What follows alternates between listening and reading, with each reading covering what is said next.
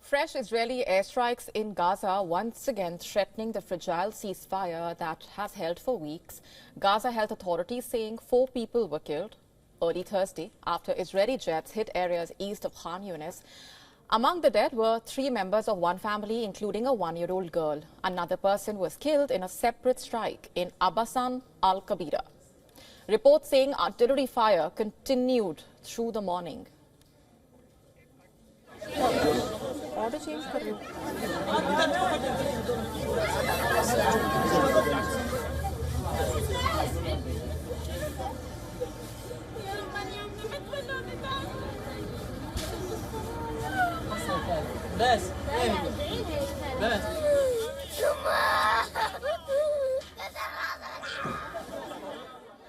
And Qatar, which is one of the key mediators of the truce currently in place, condemned what it called brutal Israeli attacks, warning that these strikes risk undermining the ceasefire agreement. And for civilians on the ground, the fear is that the war is creeping back. Residents described the overnight shelling as terrifying, with children in Gaza asking whether the war was returning. My son, daughter and daughter-in-law were hit by a missile at 2:30 a.m. while we were sleeping. We were sleeping peacefully. We are peaceful and we don't want war. In the safe zone of Mawasi in Khan Yunis, we were shocked by 5 airstrikes on the place where we were staying. My cousin Ruba was martyred. She was a girl who had just graduated yesterday. I'm afraid I'll die without achieving any of my life's dreams. I only wish I could read, study, and become a doctor.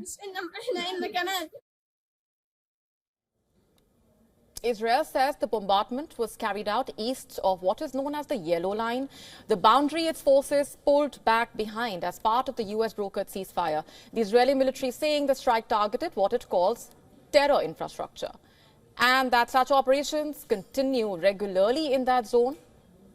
But Gaza's health ministry has said more than 312 Palestinians have been killed in Israeli strikes since the ceasefire started. On Wednesday alone, 27 people were killed. Hamas is now urging President Trump and other mediators to pressure Israel to stop the attacks, accusing Israel of acting with blatant disregard for the truce.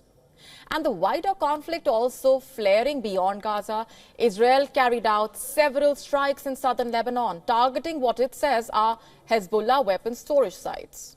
Tensions rose further after Israeli Prime Minister Benjamin Netanyahu visited the troops inside a buffer zone in Syria, a move that drew condemnation from Damascus.